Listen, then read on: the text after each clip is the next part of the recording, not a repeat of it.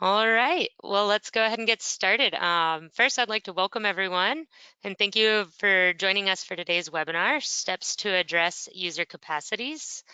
This is the 6th and final webinar in our 2022 Wild and Scenic webinar series. And in today's webinar, we're going to cover the rationale for addressing user capacities for wild and scenic rivers and walk through a recommended framework with steps for addressing user capacities on wild and scenic rivers. But first, I'd like to introduce myself. My name is Angie Furman, and I'm the River Training Center Coordinator for River Management Society, and I'm going to be helping moderate today's session, along with my colleague Risa Shimoda, who's joining us behind the scenes. For those who are new to River Management Society, we support individuals who study, protect, and manage North America's rivers through communication, outreach, training, and sharing resources. Membership in RMS allows you to stay connected and updated on what's happening in the field and related areas of river management, as well as share opportunities, questions, and solutions with other members. A few reminders for today's webinar. In your GoToWebinar control panel, you're going to see a tab labeled Questions. And here you can share any questions that you have that might come up today or any comments. You can also put those into that question box by typing them in. We're going to have some time at the end of the presentation today to go through and answer any questions, and we might even cover some throughout the presentation. Also, today we have a handout that includes a ton of helpful links as well as the contact information for today's presenters, and these can be accessed in that handout tab as well in your control panel. Also, I'd like to let you know that today's session is being recorded and we will be emailing this out to all of you tomorrow. It's also going to be available on the RMS video channel, along with recordings from previous webinars in the series. And in each of the video descriptions on our video channel, you're also going to find links to PDFs of the handouts and slides. Also, if you'd like more information about today's topic, I encourage you to check out Module 8 in the Wild and Scenic Rivers course of study. This is a free and self-directed learning resource that can be accessed on rivers.gov by going to the Resources tab and clicking on WSR training modules. Also, rivers.gov is just an extremely useful website from the Interagency Wild and Scenic Rivers Coordinating Council, and it provides a ton of informative wild and scenic river resources. So highly encourage you to check that out. There's lots of great resources available on that site. And again, I just wanted to make sure that you have access to the two different handouts. The other handout for today is the white paper from the Interagency Wild and Scenic Rivers Coordinating Council on steps for addressing user capacities. So without further ado, I'd like to invite today's presenters, Rachel Collins and Mary Ellen Emerick, to introduce themselves. So we'll go ahead and start with you, Rachel. Okay. Hi, folks. Good morning, good afternoon, depending where you are. I'm Rachel Collins. I'm a visitor use project manager with the Park Service. I'm duty stationed with the Denver Service Center. So I work on BUM projects service-wide for our agency. And one of the things I spend a lot of time thinking about is wild and scenic rivers and comprehensive river management planning for the agency and our legal requirements related to that. So I'll be covering that section today. Thanks for joining us, Rachel. And how about Mary Ellen? Hi everyone, I'm Mary Ellen Emerick. I'm a recreation planner with the U.S. Forest Service, and I spend quite a big portion of my work day working on capacity for wild and scenic rivers. So mainly rivers, all Forest Service rivers, but across the country from the East Coast over to the West Coast. So I'll be talking about the steps to address user capacity and maybe some lessons learned that we've heard along the way. Awesome. Thanks again to both of you for presenting today. Now that we've gotten to know a little bit about our presenters, we'd love to know a little bit more about you. So I'm going to go ahead and launch a poll here. And we are just curious about what is your experience with addressing user capacities on wild and scenic rivers? So Maybe you're not familiar or just slightly familiar, somewhat, or extremely familiar and here to hear the information again. Or if other, go ahead and put that into the Q&A box. Give it about 5 more seconds here. All right, I'm going to go ahead and close the poll and share those results. Looks like about 31% of you are not familiar at all, so this is a great spot for you to be because we're going to be covering a lot of the basics about user capacities on wild and scenic rivers. And then we have a good chunk of those of you who are somewhat familiar, as well as some people who are slightly and extremely familiar. So great. Well, thanks everyone for joining us today. I'm going to hide those results, skip ahead, and pass it over to Rachel to get us started on today's content. Excellent. Thanks, Angie. Okay, so let's go ahead and dive in. We're going to cover a couple different topics today.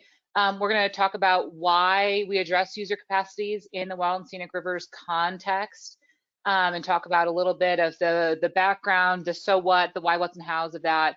Then take a deeper dive into that kind of how content to walk through what is the recommended framework, what are the steps for doing it, talk a little bit about some examples, and then leave some time for questions for folks who have any specific questions. Happy to do that. So let's go ahead and go to the next slide, Angie. So getting from the get-go, I want to talk a bit about why are we doing capacities in the wild and scenic rivers context in the get-go. Wanted to cover kind of some key points when it comes to the statutory requirements, the interagency guidelines, as well as the most relevant court decisions that are related to this. There are layers of this capacity guidance, especially when it comes to wild and scenic rivers, kind of walk folks through a little bit of the background of where this guidance is coming from, so folks have a better understanding of, you know, what's actually coming from the law itself, what's coming from guidance, what's coming from court precedent, and then how that all kind of comes together to create the guidance that then goes forward of the implementing guidance for those things. Wanted to walk through that. So we can go to the next slide.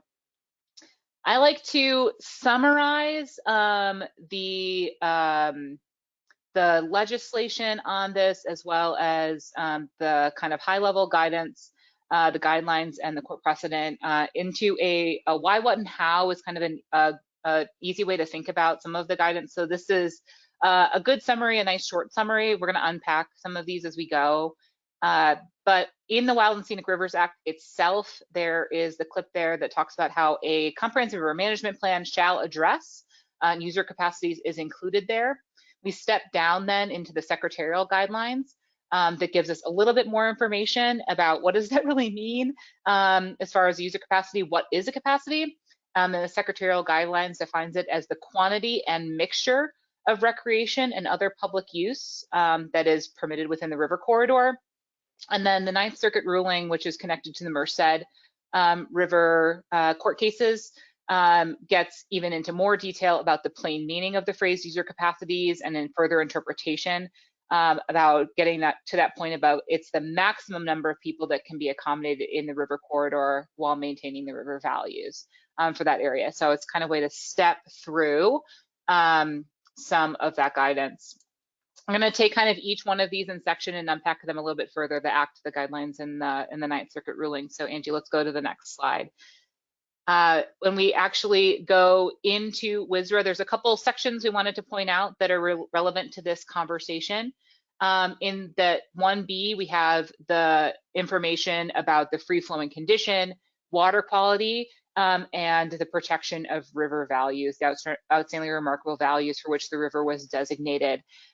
So this is really a key cornerstone to this conversation, that anything we're doing in river management and in comprehensive river management planning really should be connected to those river values, to the free-flowing condition, quality, and the ORVs. That protect and enhance mandate is a little bit unique in our management, but it's really critical and really drives kind of the purpose behind wild and scenic river management. So it's an important thing to pay attention to. And then in section 3D1, talks about the requirement to prepare comprehensive river management plans, what should be included in them, and that's where that user capacity piece comes in WSRA. And then it also has the section about non-degradation and enhancement policy in 1D. And again, that's that connection to really thinking about that the use of the river corridor should be protective of and enhancing of those river values, and kind of goes into more detail about that. So those are some kind of key points in the actual legislation to key into if you're not familiar with them. If we can go to the next slide, it also gives us the list from section 3D1 about what is included in the CRMP. So there's the list there, resource protection, the development of lands and facilities, user capacities, and then other management practices. So that's, again, where that comes from. We're also going to touch back on that requirement related to development of lands and facilities. Again, all of these river management components is to say how does our management help protect and enhance those river values for which the river was designated. So the next section we want to talk about is the implementing guidelines. So this is the secretarial's guidelines issued jointly by the Department of Interior and the Department of Agriculture in 1982. This document's super useful, really digs into things that are helpful about eligibility and classification, as well as the management of rivers. I personally think the classification section of this is really useful about really thinking about what are the key differences between a wild segment of river, a scenic segment of river, or a recreational segment of river. Those sort of function as desired conditions for us when we start to think about what are we supposed to be managing for, and what are the key differences between a wild river versus a recreational segment or a scenic segment, and how might that inform the decisions that we make about capacity. So wanted to make a note about the secretarial guidelines to check them out. And then if we can flip, thanks, a little bit about the court cases. So two notable court cases, there have been more. These are the ones that typically tend to stand out. Either Merced River in California as well as the Chattooga River tend to give us a lot of guidance. They were very rich conversations that we had about wild and scenic rivers, and gave us, allowed us to unpack a little bit more about what that guidance looks like and how we implement it. So on the next slide, there's a couple key points wanted to let folks know that are coming from both of these cases, that we really got good clarification from these rulings about that CRMPs must deal with that maximum number of people that can be received in the river corridor. And it really keyed into that point about that capacities are a maximum, and that beyond this point, the number of people there is no longer protecting and enhancing those river values. And again, connecting those dots, that number must protect and enhance the river values. So there's that key connection that's there. The plain meaning was also comes out of this about what does it mean to address user capacities. And these rulings were also really helpful from this perspective that they said that there isn't one specific approach to doing this. There might be many different methods or approaches that you get to this, and didn't put down in those it didn't put down in the rulings, this is exactly how we do these calculations necessarily. But did say, you know, we should be thoughtful, they should align with the protection of river values, and we should be thinking about what that looks like. And then also coming out of this ruling is that the CRMPs have to address both kinds and amounts of use. So it's not just that the user capacities have to address what is that maximum allowable use, but it also has to be thoughtful about what are the kinds of use. And so really thinking about the impact from a hiker is not the same impact as a horseback rider, is not the same impact as a mountain biker. And so we really want to be thinking about what are the use types that are there. We're also going to talk about this in a minute, but the idea that there's recreational use and there's administrative use, and to not account for a kind of use in the capacity doesn't fully meet the requirement under WSRA. We need to account for all the types of use that are interacting, whether they're administrative or they're recreational in nature. Another point that I wanted to make on here on this slide when it comes to the protection and enhancement of river values that I think is a nuance out of the Ninth Circuit ruling for the Merced is this idea that your capacities need to be connected to river values, not to existing conditions or to existing facilities and infrastructure. And so the Ninth Circuit ruling basically said that what we can't do is grandfather an existing condition, including an existing condition related to the built environment. And so there's a note in the Merced ruling that says the presence of infrastructure does not automatically conclude that that infrastructure is protective of river values. And then there's a great footnote. It's called footnote 5 in the Merced ruling that kind of details the level of infrastructure and built environment in that river corridor. If you're into reading court rulings and you want to look into that. But the take-home message here is that when we're thinking about what are we managing for and how are we coming up with the capacity, that we're really taking that argument back to the river values, not to we have this much infrastructure, therefore we can have this many people. We need to connect those dots further back to the river values. Okay, let's talk a couple definitions and flip over, thanks.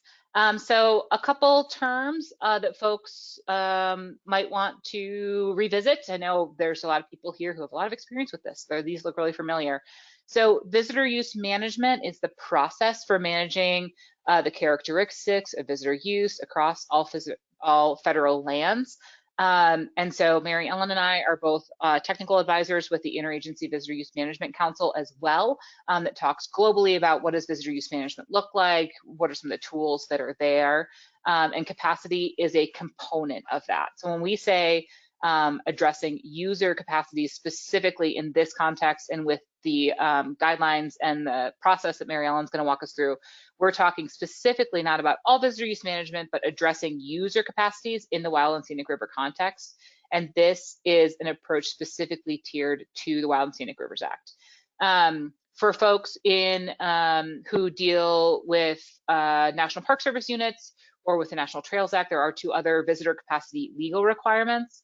And they have slightly different interpretations. We sometimes refer to those as visitor capacities because they are more focused on this visitor use. But we're going to be focusing on the WSR requirements, which is user capacities. And so these definitions, if you can go to the next slide, Angie, were developed by the Interagency Wild and Scenic Rivers Council based on all of the precedent that we've talked about previously. I'm going to walk through a couple of those. And they have intentionally been aligned between the Interagency Wild and Scenic Rivers Coordinating Council as well as the Interagency Visitor Use Management Council. Those 2 councils work together to make sure that they're providing consistent guidance, even though it might not be exactly the same given the specific natures of WSRA, but that they are coordinated as well. So user capacities as far as a definition, and again, you're going to see the tones from all these previous talks about the legislation and the court precedents, is this maximum amounts and kinds of public use that a wild and scenic river can collectively or by analysis area accommodate without degrading river values. So a couple key tones in there. Again, it is a maximum, so it's a single number because it is the highest amount of use. It is kinds and amounts, and so the unit of analysis matters in there, and that we could look at it either at a river-wide level, or if it's more meaningful to look at it at an analysis area level. I'm going to talk a little bit more about analysis areas as we get to some examples toward the end. An interesting nuance as we go through WSRA and look at the WSRA requirements is that there is this difference between public use and visitor. Well, in the larger scheme of public use, what does that mean? There's visitor use and there's also administrative use. So WSRA is the use case where we need to account for both of those types of use within a larger user capacity analysis. So that visitor use component is the recreational, educational, interpretive, inspirational, or scientific purposes that are connected to the river. And then any additional administrative use is also to be included as a part of that larger public use definition and a component of the user capacity. So that gets us through the statutory requirements and court precedent and major definitions and key terms going forward. So I, at this point, will turn it over to Mary Ellen to start walking us through the IWSRC's guidance on how to develop user capacities. Thanks, Rachel. And I am going to have to be off camera for bandwidth purposes, but feel free to pop a note in the chat if you can't hear me or have some questions. We can see if we want to answer them along the way or if we want to wait till the end. So I wanted to talk about those 9 steps for addressing user capacity. And it's often easy, I've noticed, to skip to the end and to say, okay, we're going to fix this, or we think this should be the capacity, but what we have to dial ourselves back and say, we really need to know what's happening on the river in order to develop a defensible and meaningful user capacity. So this first step really talks about determining what your current conditions are or your baseline conditions at the time of designation. And this might seem a little overwhelming, but if you look around, there are a variety of sources you can find this in. For example, there might be some social or biophysical information that was documented at the time of designation.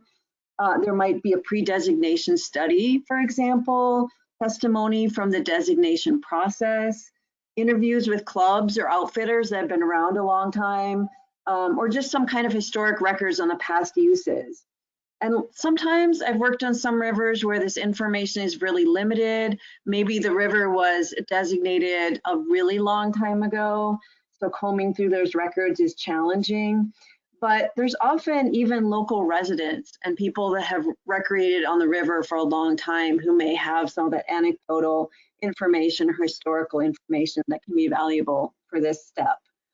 And just to lay this forward, because this will be a theme through all these steps, for wild and scenic rivers where use levels you believe are currently threatening river values, you will need substantial investment in terms of this kind of data collection, monitoring, and analysis.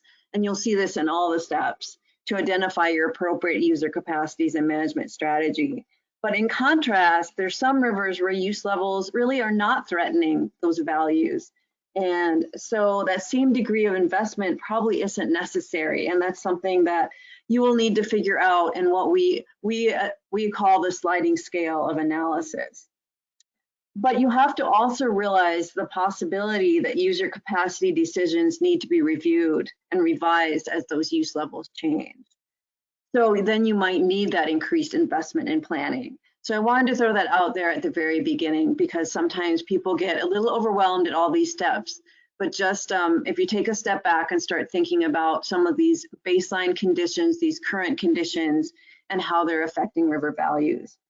So in this step, to summarize, you really identify all the uses that can affect visitor experiences and river values, actually user experiences, and the existing management direction decisions that are related to those uses.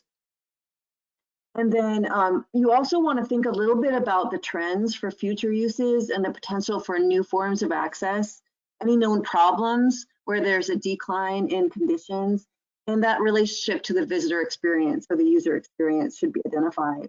And then as Rachel was discussing, you really should include an infrastructure inventory to help determine whether any proposed facilities or any existing facilities that can affect any river values, including the free flow, could also impact the river's classification or river value.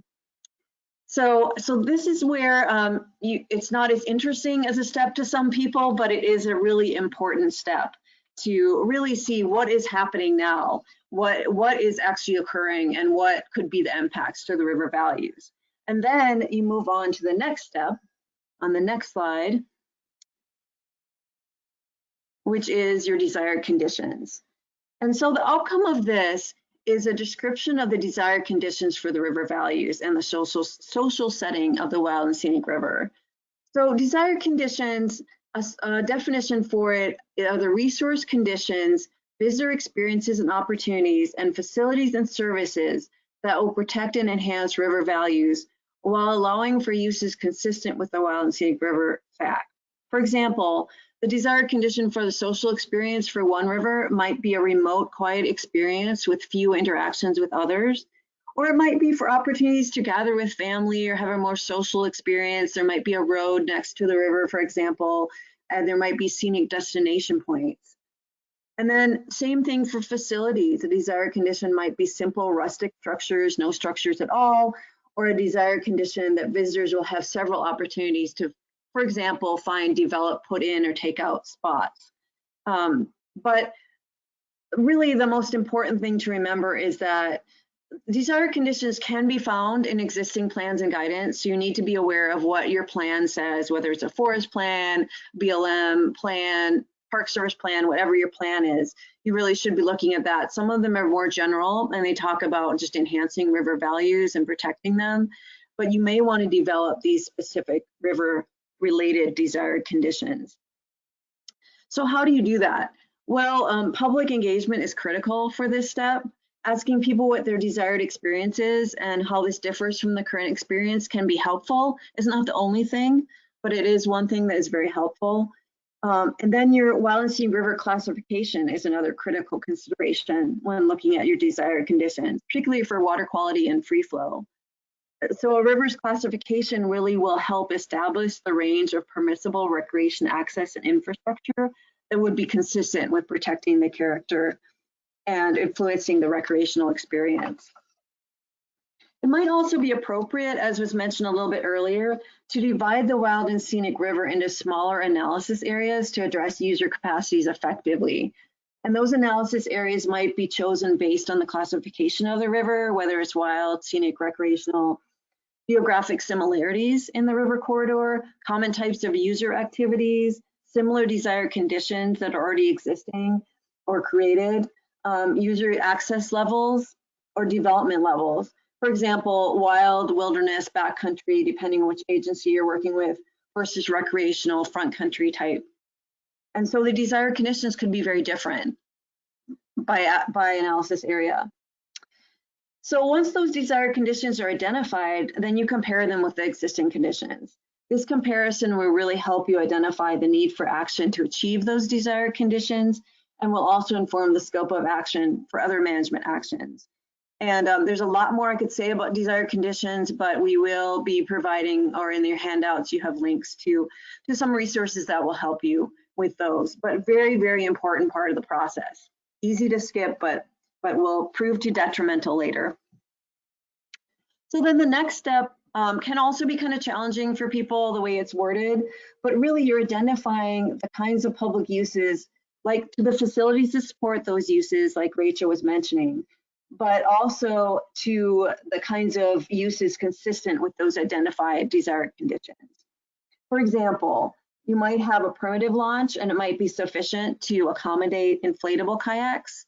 And looking at protecting river values, is that enough? You know, and then you also might be looking at some segments where there might be, for example, no relationship between motorized on-river uses and the achievement of desired conditions. But in other segments, there might be concern about the effects of that petroleum-based fuel use and water quality.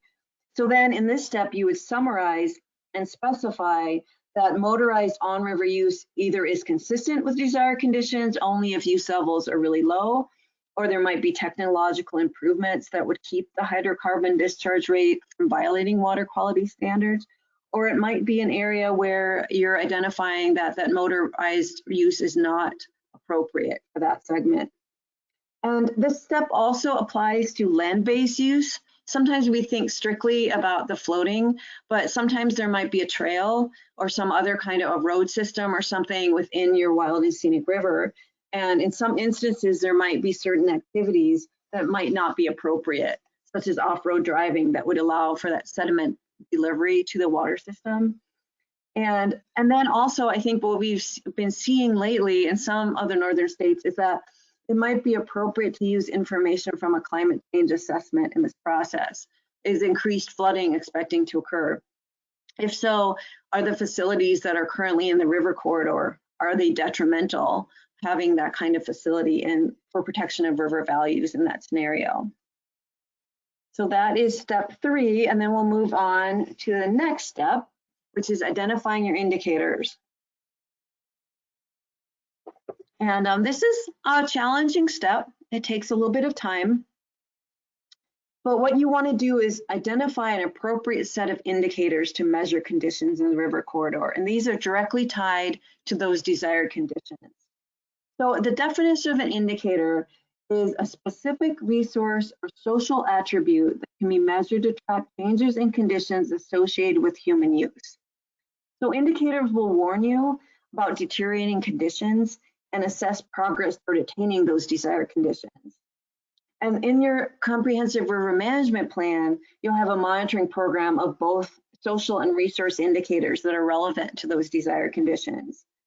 So now that I've said all that, some of the examples of indicators that have been used on wild and scenic rivers are on the social side, camp and encounter rates, number of user-created trails, or campsite impacts. Those are just a few examples.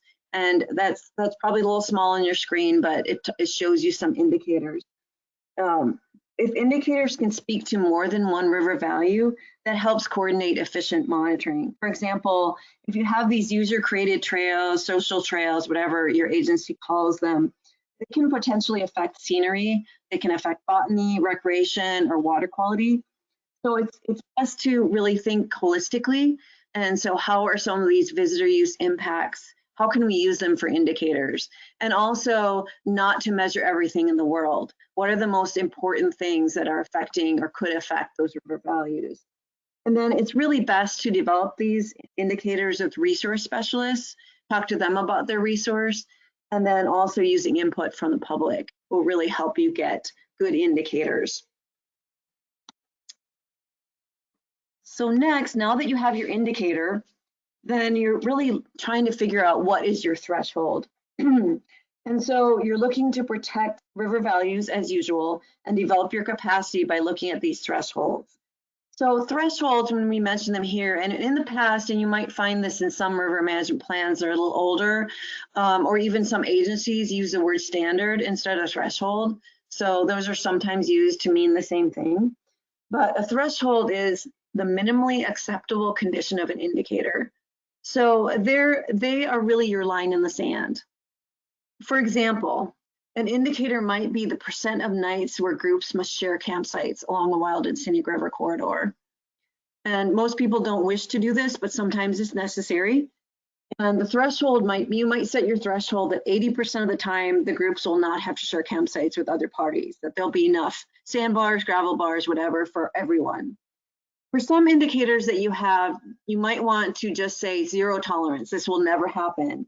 But typically we have to realize that every type of use will have some impact on resources. So the challenge is determining at what level this impact unacceptably degrades river values. For the example about sharing campsites, that would be a recreational ORV, the social experience.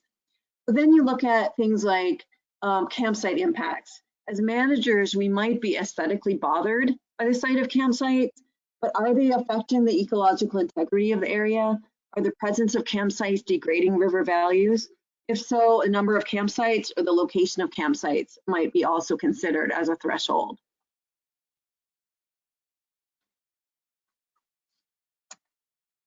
So moving to step 6, triggers. So a trigger is, and if you're in fire, you kind of know this theory of a trigger. It's a trigger point, the determined point at which changes in an indicator prompt a management response to ensure the threshold for that condition is not crossed. So in essence, you don't wait to get to that threshold. And you should clearly identify and describe the trigger points for the indicators that need them, the suite of your potential corrective actions that you're going to take in response to this, and the decision process that you would use. So using the previous example of a threshold of 80% of the time that no parties will have to share campsites as an indicator of the recreational ORV, you might want to set your trigger at 50% or 70%, where if reached, you would require a management response to prevent that indicator condition from declining further.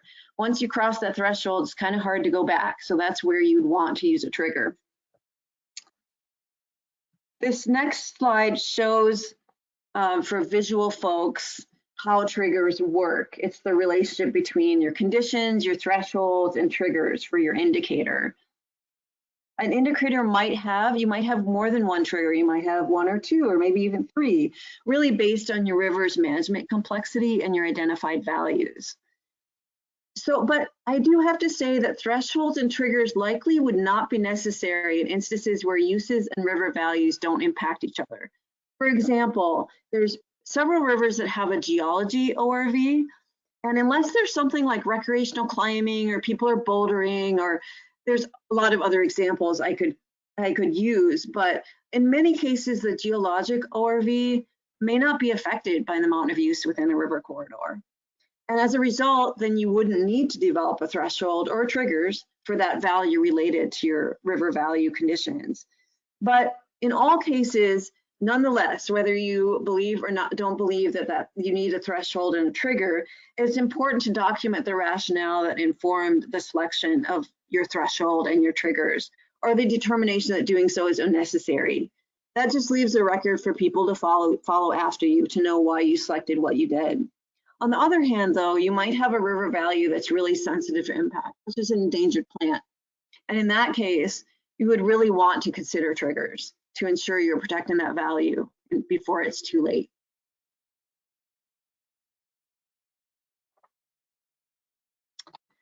So in step 7, another one that's not easy to do, it's the specific actions prompted if triggers are reached or if your thresholds are reached as well.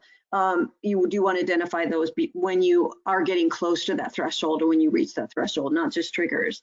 So you can have progressively stronger actions that may be implemented as resource conditions deteriorate. So, but really the geographic scale of those proposed management actions should be consistent with the capacity analysis area and may vary throughout the whole corridor. For example, if you're looking at user capacities through the entire corridor, but there's one river segment that has really exceptionally high use, then the management actions prompted by trigger conditions could include both corridor-wide conditions and those specialized conditions that apply to only one segment. So this step really highlights those actions that are specifically intended to ensure that thresholds are not crossed and river values are protected. So examples of management actions typically fall within one of 3 buckets. They could be education, engineering, or enforcement. And so we all know what education is: interpretive, signage efforts, river stewardship, leave no trace.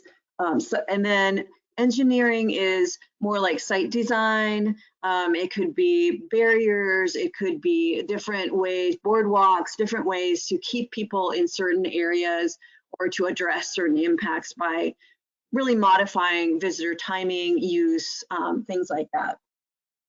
And then enforcement, we all know what that is. Could be implementation of permit systems for camping or other uses. It could actually just be increased ranger presence to write citations. So sometimes we try to go from that education side, which is the least impactive, up to the most impactive, and really identify what are we willing to do and what should we do in order to ensure those thresholds aren't crossed. So the options, though, that you will take really will depend on the indicator conditions and the issues associated with that river. But it's important to recognize that those approaches can and should vary depending on the circumstances and also the authority that you have. I know there's some people on here that may be working on partnership wild and scenic rivers, and then versus other people that are working on federally managed rivers. And there's different authorities associated with that. And it's important to have that collaborative approach for rivers where you may not have, as a manager, the authority on that particular river. We can talk more about that in the question and answer if you want to talk about that specific example. So for our campsite sharing example, those initial management actions could include just information for users and where campsites are located. So people aren't looking at the end of the day for a campsite and see a nice beach and pull up where somebody already is, and suggestions on where lesser use sites are. Or, you know, as the situation gets closer to that threshold, you may need to develop an online, such as an online registration system where campers can sign up for and see where available campsites are. And then locations where larger and smaller campsites exist could be communicated to camping parties, and they could be encouraged to use the sizes that correspond to that group size. And as you get closer and closer to that threshold, You may need to think about, is there a mandatory permit system? Are there designated sites? And it's not always where we want to go, but sometimes it's where we have to go. So working on those management actions in phases and identifying what you would do in each phase, some rivers do have to go to that level, depending on the complexity and the level of use. And in addition, I do want to mention that your comprehensive river management plan might describe management actions immediately authorized. There may need to be some that are taken right away on the effective date of the plan, as well as actions that can be taken in the future, which is what we've been talking about. And typically those ones immediately authorized these actions are really necessary to ensure the continued protection of river values. So I just wanted to mention that you may have in your plan things that you're going to have to do right away. So step 8, this is one that I've just been saying all along, these steps are challenging. This is probably one of the things that, at least in my professional life, we spend the most time talking about, establishing your capacity. And this flows from all the steps we've gone through before. But the outcome is really to establish your user capacities, indicating the type of use and amount of use that can occur without crossing thresholds for indicator conditions that would degrade your river values. So depending on the specific situation, you might establish, like we've mentioned, capacity by site, area, or kind of public use, as long as there is a corridor-wide capacity. There could also be a capacity for dispersed on-land use, like I mentioned before. For a river with overnight camping opportunities, you'll probably want an overnight capacity. And if day use floating is popular, a day use capacity as well. You can express it in many different ways, and many plans show this. They can be people at one time. Some rivers even have people per hour or boats per hour on really busy rivers, really depending on what the issue is. Encounters per day in some other form, depending on your specific situation. So there's lots of examples to look at in the handout. Rivers.gov has management plans in there, and I find it really helpful to comb through those and see what people used. I do have to mention that there's almost always a history of past uses or these strong advocates for maintaining the current uses when you start looking at user capacities. And while these uses might be consistent with the continued protection of river values, you really need to explain why these decisions are based on consideration of how they affect river values rather than a reluctance to change the status quo. In other cases, there's a reluctance to have a capacity that's lower than the current use because that means a change in public opportunities.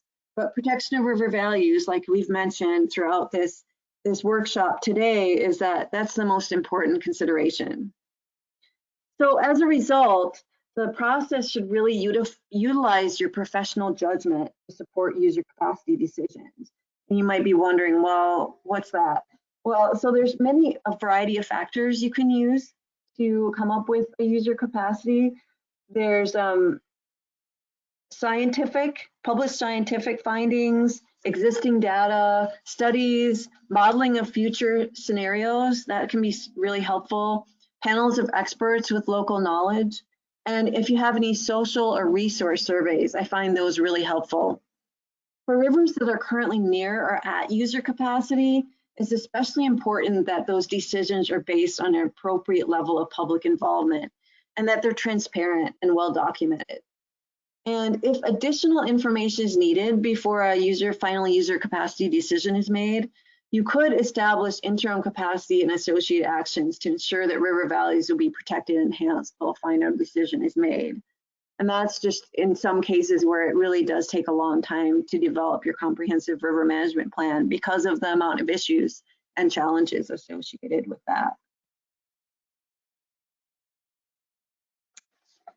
So finally, we have step 9, which is implementation of the monitoring program. And that will help ensure that the quantity and mixture of use doesn't adversely affect river values.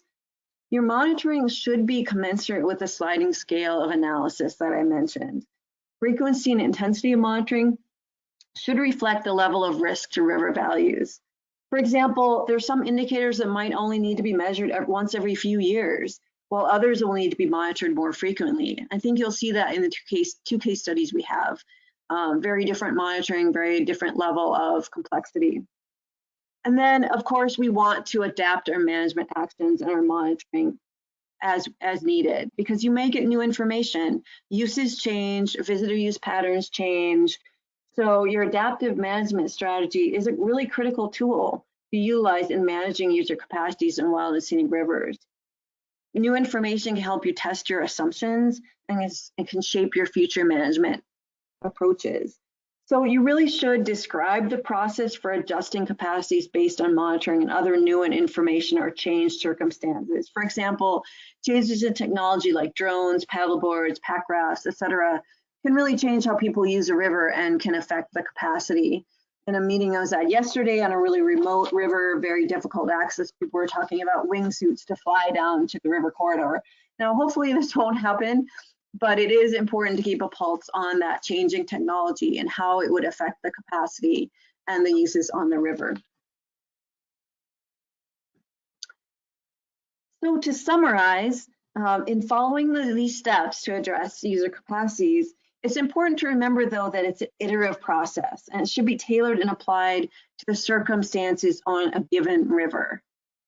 While looking at other management plans is really helpful, in the end, every river is unique and has its own issues, its own users, and will demand a different way of looking at how you're going to address capacity. There's no one formula for it, but these steps really do provide that framework.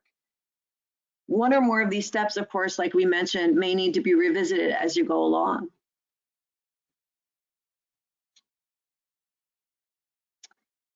So you might be thinking, well, that's a lot of talking. What are some ways that I can get some help? And I'm going to share some of the specific information about some of the resources that you had on the handout. So as was mentioned, the Interagency Visitor Use Management Council and the Interagency Wild and Scenic Rivers Coordinating Council have a lot of online resource materials that will support you. The resources developed are consistent with one another, so they can be used compatibly. So the IVUMC, the first link you see on there, it represents 6 federal land and water managing agencies, including the 4 federal Wild and Scenic River administering agencies, the Park Service, Bureau of Land Management, U.S. Fish and Wildlife Service, and the Forest Service. So the IVUMC has guidance on visitor use management policies and develops legally defensible and effective implementation tools for visitor use management. So they have a broader implication beyond addressing user capacities for wild and scenic rivers, but I think you'll find that there is information in there that will help you with all the 9 steps of developing capacity for wild and scenic rivers. The tools are really useful for visitor use management as a whole. So if you have a project outside of a wild scenic river, this can be adapted for that approach as well. So the handout has a link to those additional resources, and those include, there's a couple of position papers that guide policy on visitor use management and visitor capacity on federally managed lands and waters. There's the visitor use framework, which I find really, really helpful in looking at any kind of visitor use management situation or problem. There's a decision support tool, which help identify the proper amount of time and resources that should be assigned to a project, really important when you're starting a project like this. And then there's a visitor capacity guidebook that will probably be most helpful for this. There's a monitoring guidebook that help you develop your indicators and thresholds, lots of examples in there. And then we are working on finalizing a desired conditions guidebook, which is very needed and hopefully will be out soon and gives you great guidance on developing those desired conditions. The handout you also have the Interagency Wild and Scenic Rivers Coordinating Council link, which represents those 4 federal wild and scenic river administering agencies. And so some of the resources that you can find from the rivers.gov website are, like I mentioned, those example management plans, really helpful. You'll find that some are kind of old, and so you probably want to gravitate towards some of the newer ones. There's also a Q&A search engine, so you can type something in if you have a specific question about wild scenic river management. And then there's publications, and specifically you have this one called Steps to Address User Capacities. Really helpful. I go back to it all the time. And then there's also a crosswalk tool if you're wondering how you adapt or access that broader range of visitor use management tools to CRMP planning and visitor management on wild and scenic rivers. So I find that helpful too, to crosswalk those two.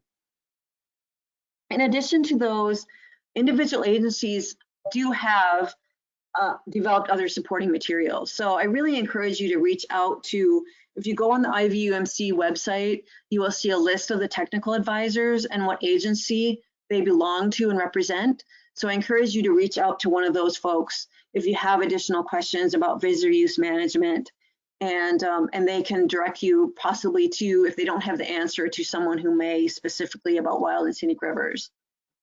So I think those are all great resources that people can use.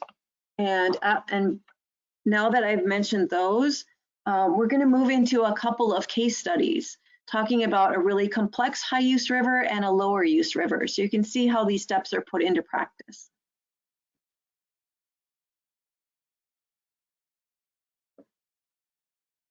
Okay, so we'll go ahead and start by talking a little bit about the Merced and just some interesting components of that capacity analysis.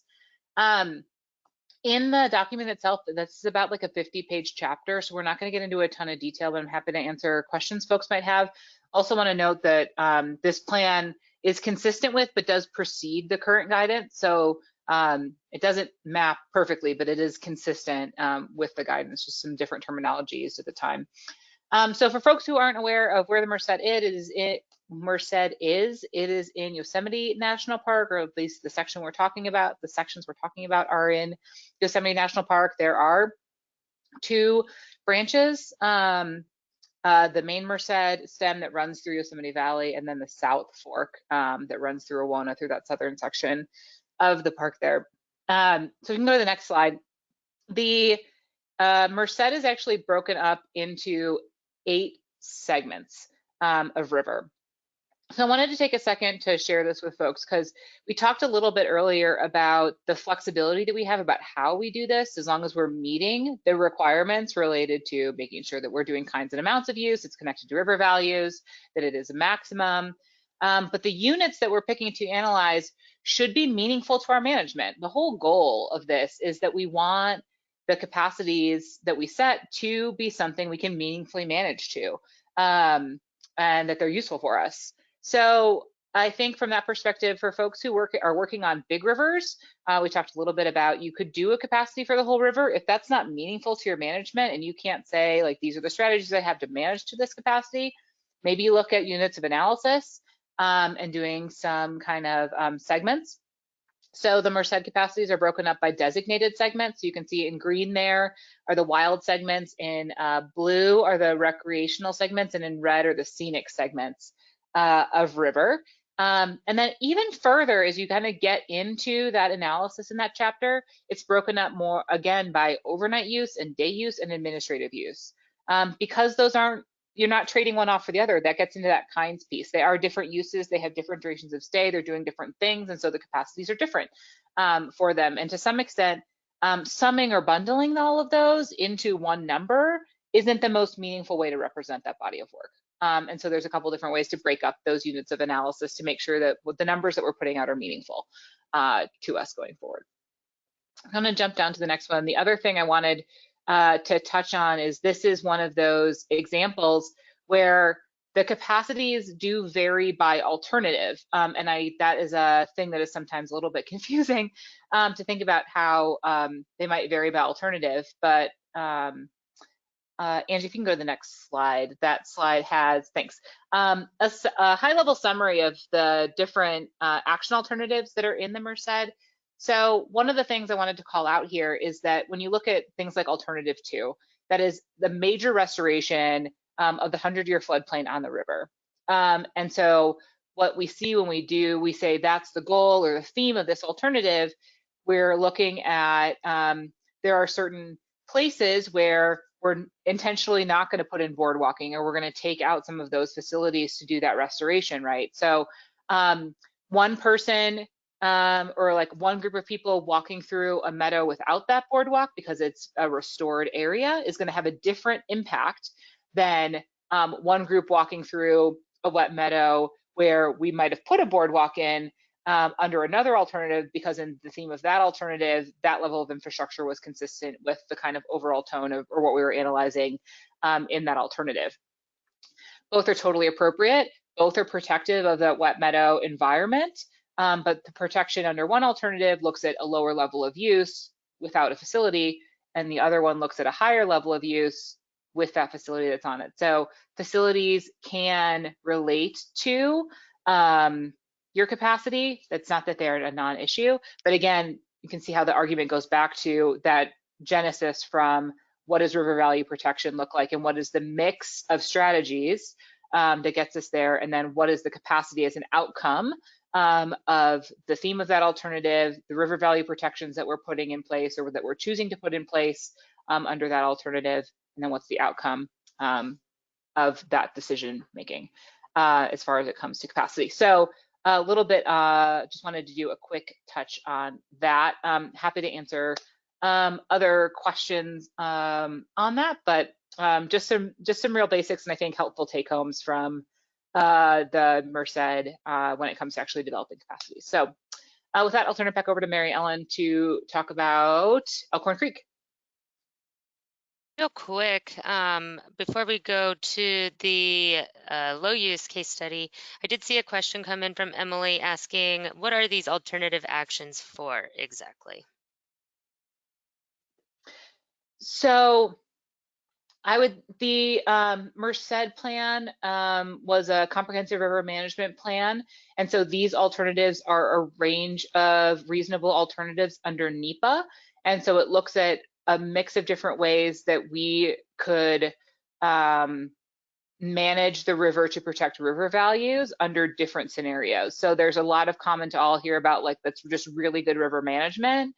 But where we had some flexibility to say how much restoration of the floodplain do we want to do that's part of that enhance under WSRA, we said, what are all of the different ways that we could go about doing that? And there's a couple different ways that those could manifest. So that's where you get the range of alternatives that come out of this plan.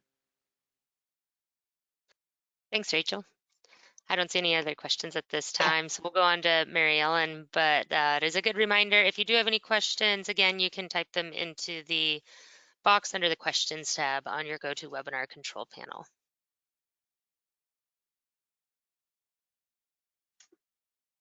Okay, so I'm going to talk about a low use case study, and this is a dynamic one because we're still working on it. So nothing is final, but I thought it was a good example if you're sitting here thinking, where do I start? My river isn't complex. I'm not going to have alternatives, you know, that kind of thing. So the Elkhorn Wild and Scenic River is in Western Oregon, and it's managed by both the Forest Service and the BLM, which is kind of a common scenario, having multiple agencies. And it's very short. It's 5.8 miles of wild river and 0.6 of scenic river, so not a very long river. Access is really challenging. It's steep and rough terrain, no trails. There is one road that leads up to the scenic section with a bridge on it. But there's very little recorded information or signs of visitor use, save for some scenic viewing from the bridge and the scenic section, except for a YouTube video of some extreme kayakers I'll talk about in a minute. So really very little to non-existent visitor use or user use. I stuck on saying visitor use, but any human uses is what I should say. So in 2020, which is also a complexity to this, the Beachy Creek fire went through the area, and this resulted in severe tree mortality, probably about 97%. So the ORVs, the outstanding and remarkable values for this section were scenery and fisheries, and the scenic section has an ORV of fisheries. So not very many river values, of course, we still have free flow and water quality to manage for. So even though this was a low use area, we still follow the steps for determining capacity. We reviewed the existing guidance for the area, which included direction for the Opal Creek Scenic area, which is a Forest Service managed area, very specific direction, and the BLM, which had recreation setting characteristics for their area. And like I said, these are very detailed. And so we didn't need to develop new desired conditions. We felt these were were pretty accurate and things we could work with. We didn't need anything new. And then for step 3, looking at the uses, there's no facilities except for that bridge. And there were also specific activities that were already prohibited. For example, bicycle riding is prohibited, off-road driving, and equestrian use was already prohibited. So that step was sort of done for us, but we did have to do the research to make sure we were catching that. So then on the next slide, I'll talk a little bit about how we determine capacity. Because it's a low use river, we only used a few select indicators that corresponded to the topics that would most and first affect capacity. Development of new user-created trails and expansion of parking near the bridge area would indicate to managers that increasing use was occurring in the corridor. This use would directly impact river values in this rather fragile corridor. If access changes due to land ownership, and I realize this is a little bit different of an indicator, but we really wanted to capture it because if access change and landowners are starting to access the river a different way, or they're allowing the public to access the river, this again would pretty significantly change the use patterns in the river and would affect river values really quickly. So we also wanted to look at not having a lot of indicators because it is remote, because there's not a lot of use, because the river values are not at risk. But I'm not saying that we wouldn't go back and add more if we did see some need to do that. The thresholds were developed to reflect the desired conditions. For example, in the wild section, the current guidance states there'll be no trails in that wild section.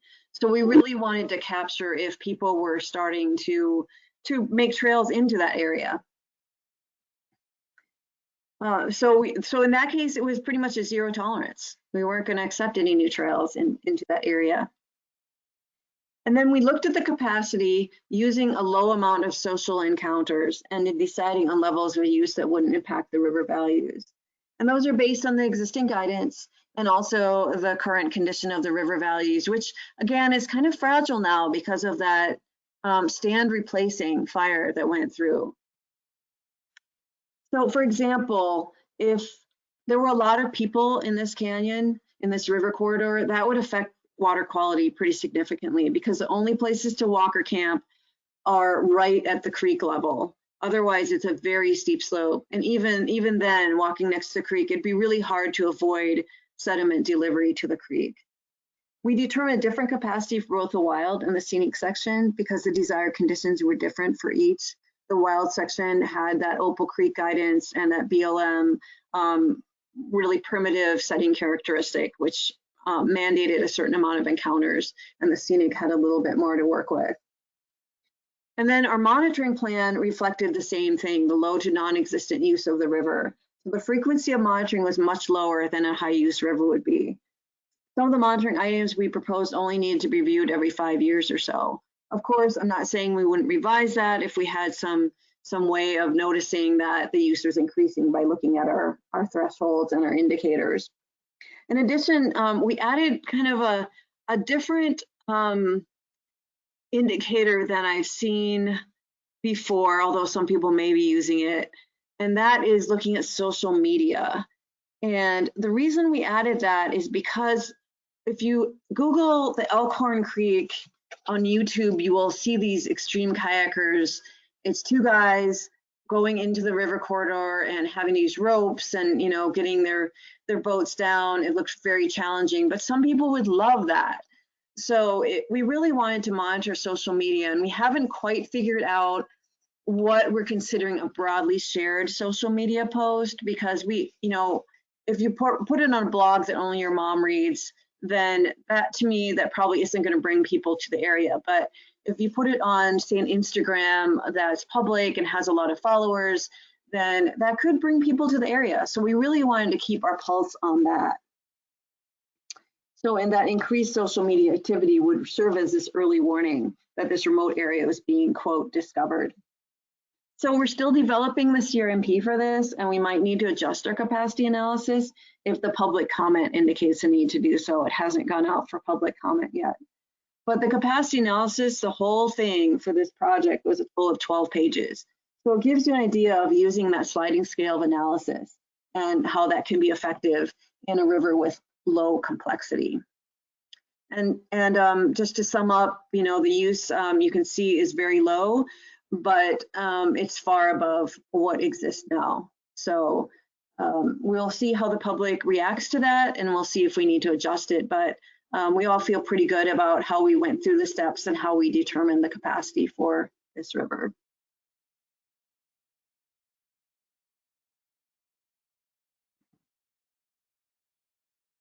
All right. Thank you so much, Mary Ellen and Rachel. And so now we have some time for discussions, questions.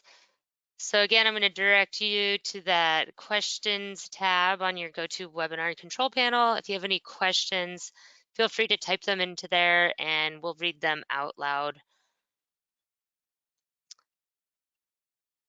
And while we wait for some questions to come in, Risa, I think you had a question. Did you want to ask that? Hi.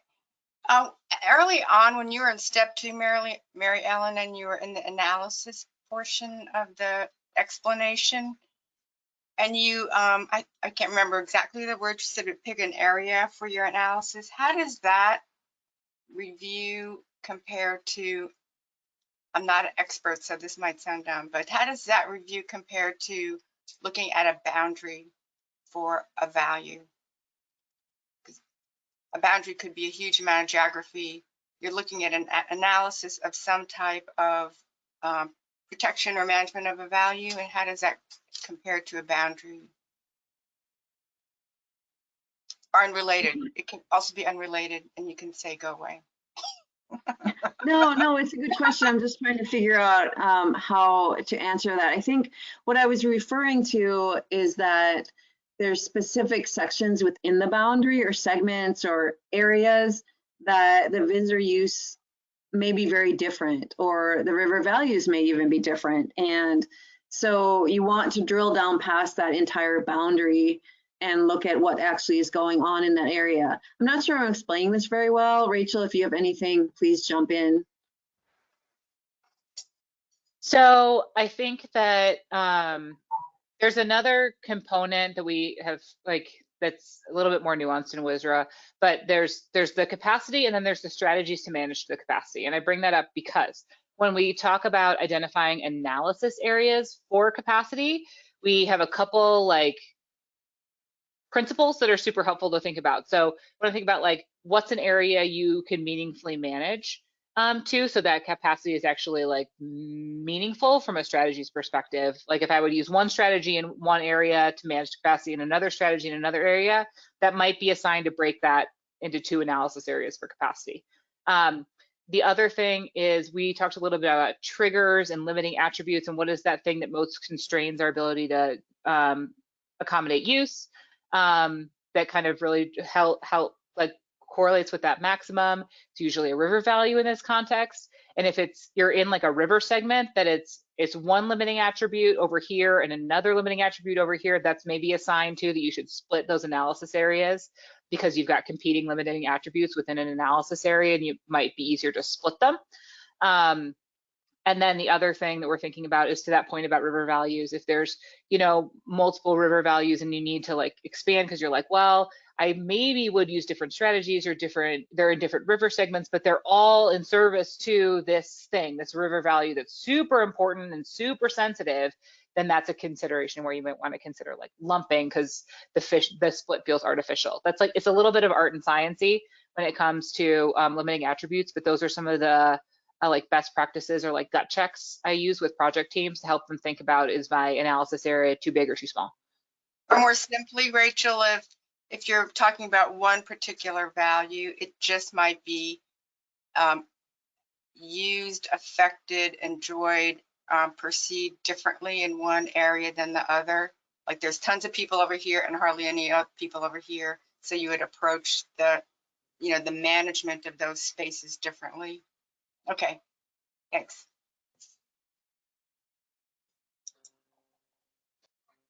I also see Gary has their hand up, so I'm gonna send you a request to unmute, Gary, so you can ask your question. Can you guys hear me? Yeah. All right. So just going over the presentation that you guys were doing, and I saw about like the low impact user stuck capacity and stuff like that. I'm here on the Kern River, which is a wild and scenic river, and we see upwards of 20 to 30,000 people on this river every week in the summer. Our campgrounds here were designed to maybe hold 100 to 150 people, but we see 500, 700 people per campground. We are seeing heavy vegetation damage, brush clearance, trees are being cut down in campgrounds by campers to accommodate their campsites to make them as big as possible. So every ORV that exists on this river has been completely annihilated, and the response from the Forest Service has been zero education, zero enforcement, zero engineering. So my question is, has there ever been any type of study on the high impact area like the Kern, which is only about 2 hours north of Los Angeles, and being the only wild and scenic and only flowing river in Southern California? So we see a lot of that use up here. And we're just, like we're trying to figure out what to do up here with an agency that just doesn't seem to be in any positive position to get things changed up. Even with enforcement as well, with law enforcement, we never have law enforcement up here. Half the year they're gone on marijuana extractions, other half they're gone on fires. So it's kind of, the Kern has been known for being a very lawless area. So what advice do you guys have on a small organization like ours that has to deal with a river that sees upwards of 20, 30,000 people every weekend up here in the summer?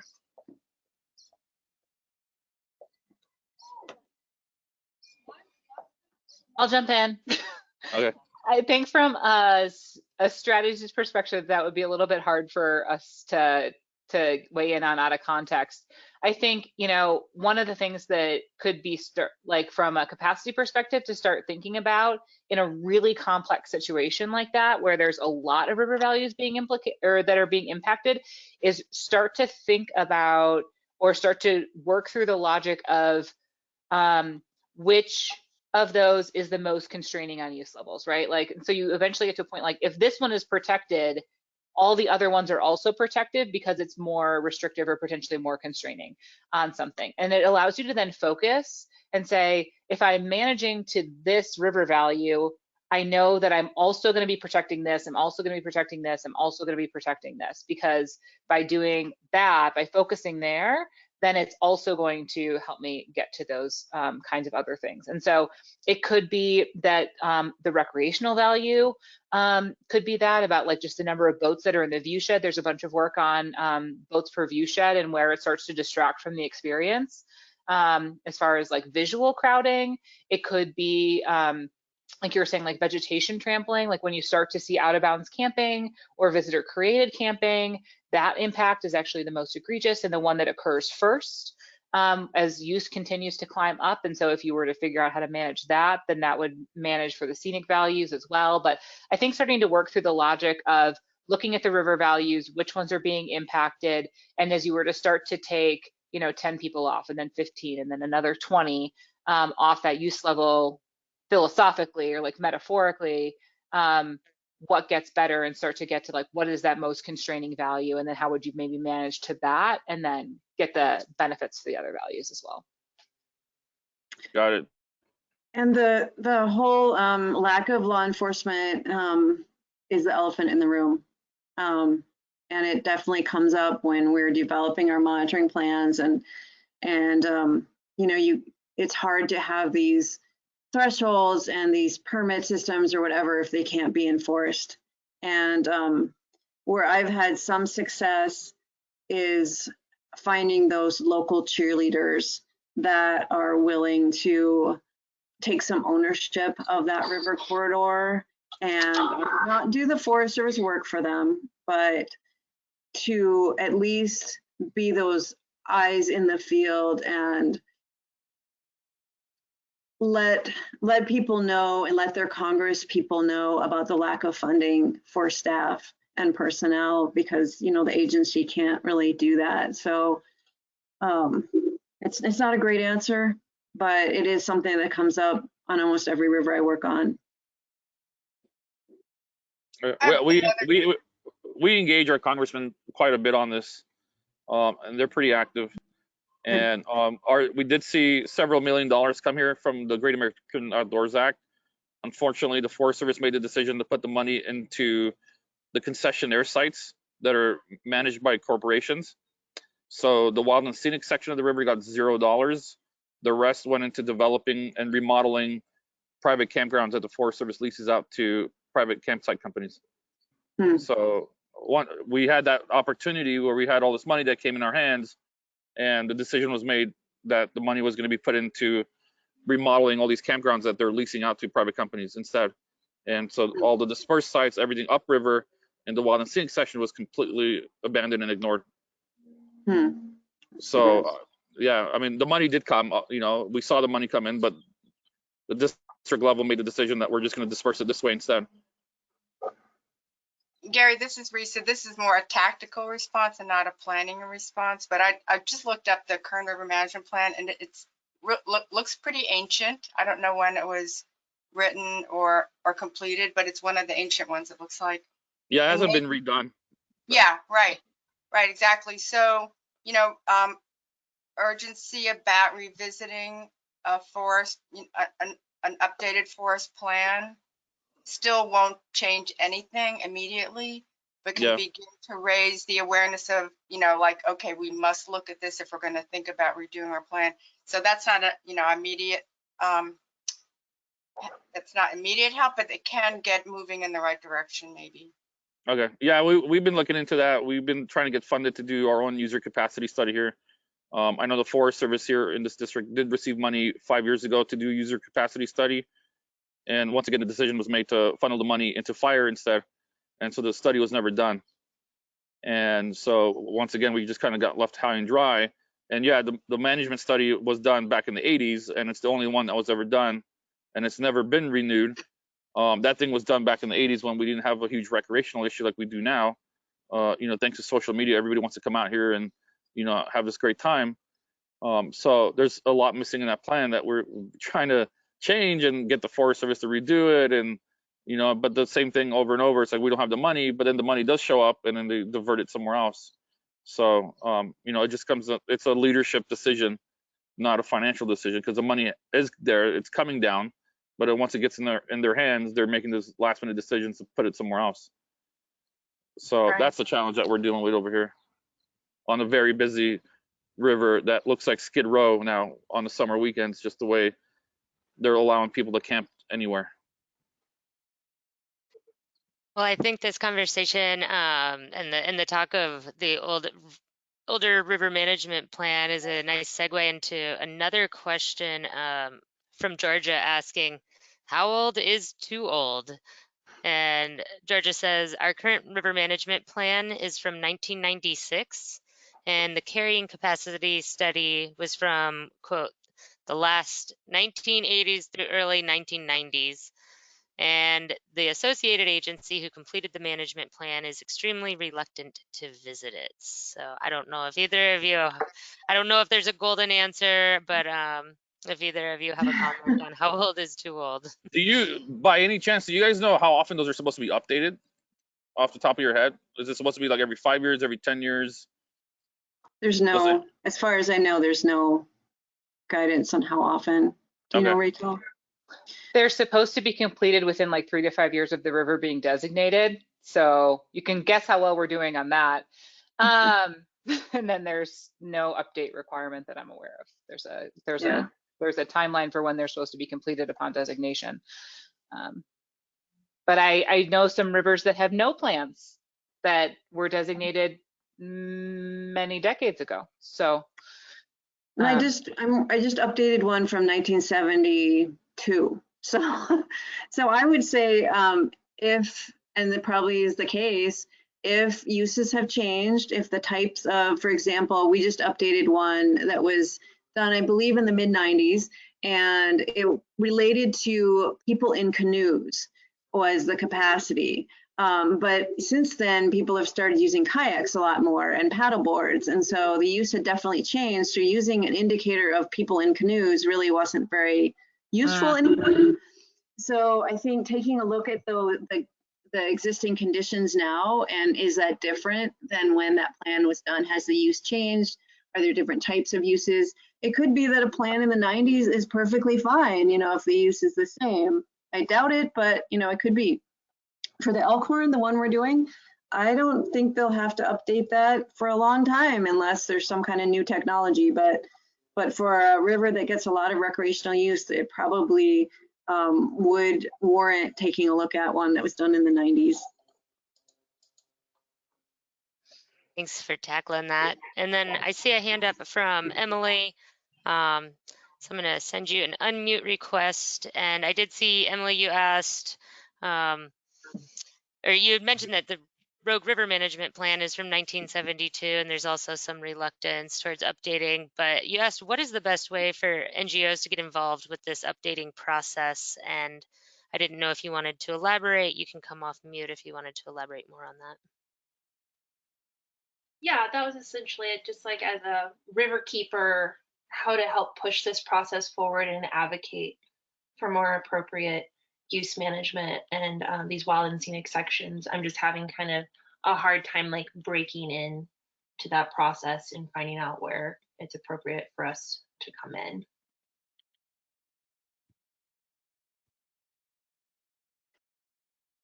This is Risa. I'll try to help. Yeah, Risa. One of the reasons it's the Rogue is an excellent example, and Georgia, I don't know what river you're talking about, but the Rogue is an excellent, probably the best example of why it's hard to find who to talk to, because there is no one. There's a group of people, and there is the Rogue River Management Plan that you are talking about now, and the Dinglelac River, which adds 36 tributaries to that. So it's pretty darn complicated, and the process of developing a plan for the new one is underway.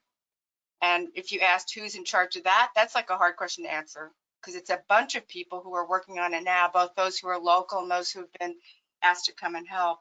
And then the original Rogue plan is another big component of it. So it's sort of underway, but to answer you, I would ask. And just keep asking and don't stop asking. And you don't have to get to like the main person if there is such a person, but you'll get to someone who at least can help, so that when there's an opportunity for public input, you can learn about it.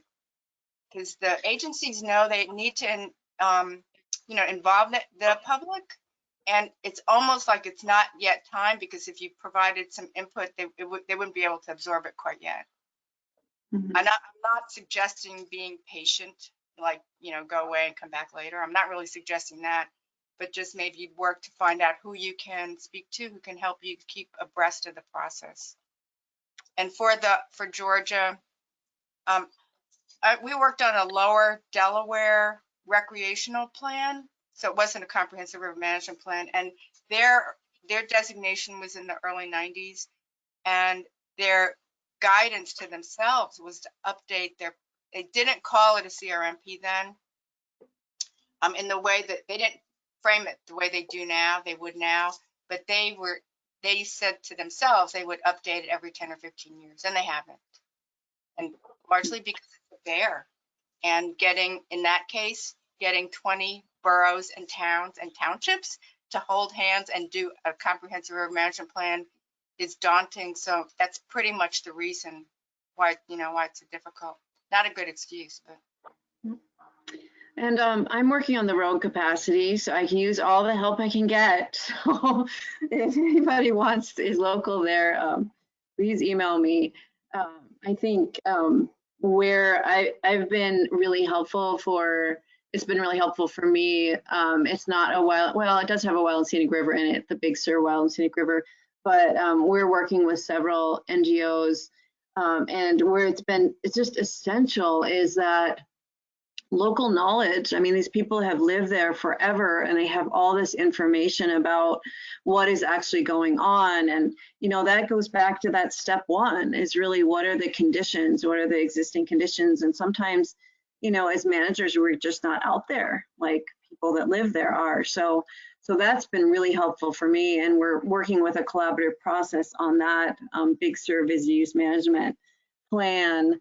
and involving these NGOs in every step of it. And it's been a lot more work, obviously, because it takes a little bit longer, but it has been really essential, because those are the people that have to live there, and they're the ones that are going to be, you know, living with the decisions we make. So I know that it can seem daunting, when people are so busy and they just don't get back to you. But yeah, I echo what Risa said, is just be persistent, because the time will come. The time will come when we need that information. And so please don't give up. There are people that want to hear from you. The other thing I would jump into on the, like, it feels really big and daunting, is that it doesn't all have to be done at once, or like in 1 year or at one time, right? Like it sounds really corny, but like work your steps. And if like all the bandwidth there is to like say like, hey, do we have good river values? Are they clearly defined? And maybe you take it one step further and say like, can we do indicators and thresholds for these indicators? And that's maybe all we have the bandwidth for, like this year or the next 2 years. Like that's still meaningful progress towards getting something done. So I think that's where people feels like, I don't have the time to write a CRMP. Be like, well, okay, like what can we do, you know, and how can we leverage support to get the information that we need to get us ready for a decision, even if, you know, the time isn't ripe to be making a decision, or we don't have the information to be making like a big D or a little D decision. You can still take it from the perspective of like, how do we get ready for when that is a right thing? So maybe that's just working on like a step at a time. And sometimes that feels more manageable. Well, thank you all so much for this great discussion. I just want to throw it out there to, again, check out the Visitor Use Management Council's website. There's some great contacts there if you have questions. Also, if you have further questions that come up, feel free to reach out to me at training@river-management.org. While I might not be able to help answer the question directly, I might be able to help direct you to a person who can. And we know that determining user capacities is not an easy thing. It's something that a lot of people are working through. And so we're keen to keep having conversations around this topic. So let us know what other questions you have that we can cover in the future.